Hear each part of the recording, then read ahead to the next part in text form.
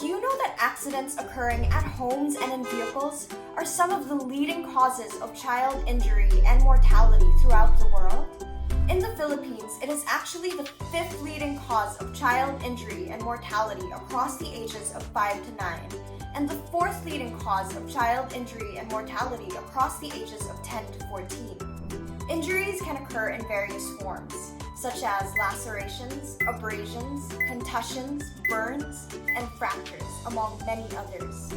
These occur due to a variety of reasons, but the good news is that most of these are preventable.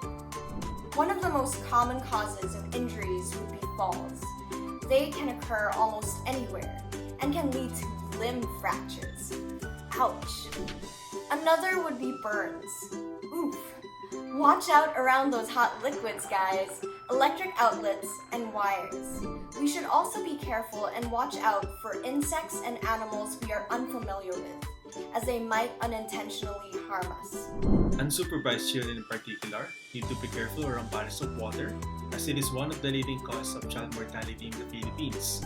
This is true for children between ages 1 to 4, where it is the 6th leading cause of mortality, so we have to be extra careful around those swimming pools. Everyone would agree that utility vehicles have made everyone's lives more convenient, but they may not be aware that globally, 20 to 50 million people suffer from vehicular accidents every year, and around 1.35 million of those lead to deaths, and over 2/3 of those deaths occur in Southeast Asia and West Pacific regions. Never leave children unsupervised in a parked vehicle even for a short while. Who knows what can happen in there, not to mention it can get incredibly hot inside with no ventilation. Use child restraint devices for children under the age of 8, such as infant car seats and booster seats. These have been proven to reduce fatalities by 71% and reduce the risk of serious injuries by 67%. And most definitely, position the restraints at the middle of the backseat, as it has a 43% lower risk of injury than children riding in the window seat during accidents. In addition to this, do not forget to check those child safety locks. Children, in particular, are the ones most susceptible to getting injuries. We must do our best to prevent these accidents from happening. We can place soft bumpers around the corners and edges of tables and chairs. Place child barriers to prevent the child from going outside. Speaking of falls, make sure that the crib rails are fully raised. And also, if you have stairs at home and live with children, there should be gates at both ends. Place non-slip mats in bathtub or shower and other slippery surfaces.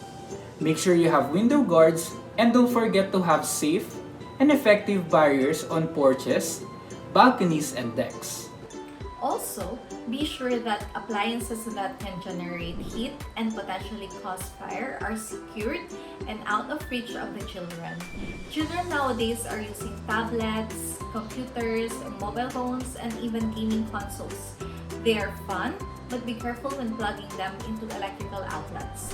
Install safety sockets and be sure to keep long electrical wires that come with these devices hidden or out of reach.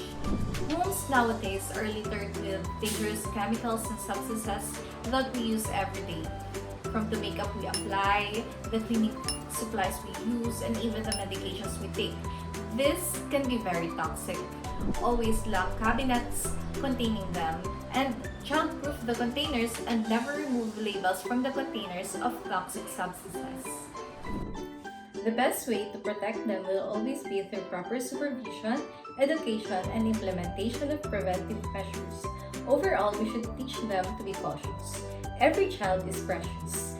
Make safety your #1 priority and say bye-bye to boo-boos. Say bye!